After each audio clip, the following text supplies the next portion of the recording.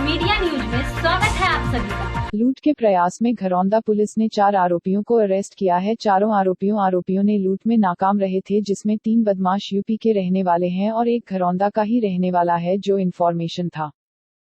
मामला था किस लिए गिरफ्तार किया? शाखा के जो इंचार्ज हैं देवेंद्र सिंह राणा, उनसे सर 4 आरोपियों को गिरफ्तार किया गया और हिस्ट्री शीटर है सभी के सभी। कुछ के ऊपर यूपी पुलिस ने इनाम भी रखा हुआ है। क्या ये पूरा मामला?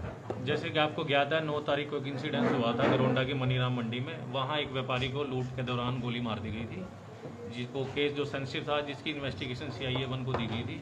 तो हमने इन्वेस्टिगेशन के दौरान CCTV फुटेज हासिल किए और सीक्रेट इन्फॉर्मेशन के आधार पर हमने कल 2 युवकों को गिरफ्तार किया, जो एक में एक दिलनिवाज है और एक एहतशाम है, जो दोनों यूपी के रहने वाले हैं।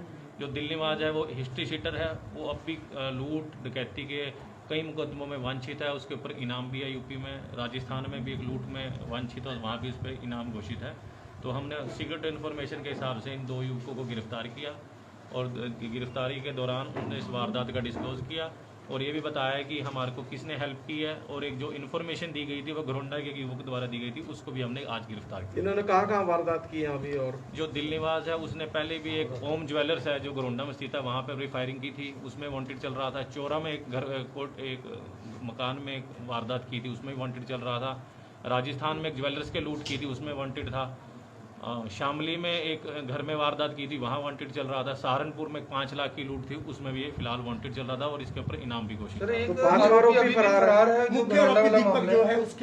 नहीं, मुख्य आरोपी तो इसमें दिलनिवाजी था, ये एड था इसका, ये जो दीपक था, ये फिलहाल इसको फरार है। लगा रही है टीम इसको, जल्दी इसको अपने चोरा मामले में एक महिला भी है, नेहा बताया जा रहा है उसका नाम। हाँ, एक महिला थी, वो बेसिकली दिलनिवाजी गर्लफ्रेंड थी, इसी के साथ थी। वो भी लॉकडाउन, वो बेसिकली नेपाल की रहने वाली थी। लॉकडाउन से पहले वो नेपाल चली गई। इन्फॉर्मर कौन है इसमें? एक घरौंडे का, ये वो भी दुकान का काम करता है, अपना जिस दुकान पे वारदात हुई इससे सामान वगैरह लेने का काम करता था।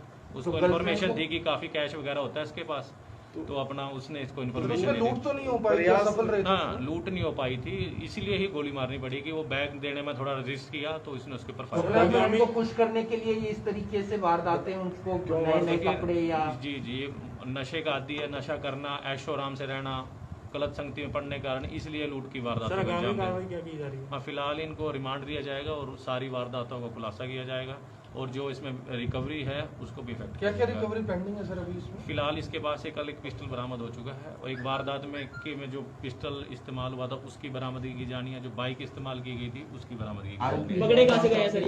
ये घरौंदा बस स्टैंड से सीक्रेट इन्फॉर्मेशन के आधार पर पकड़े। सर कितने आरोपी हैं इसके अंदर?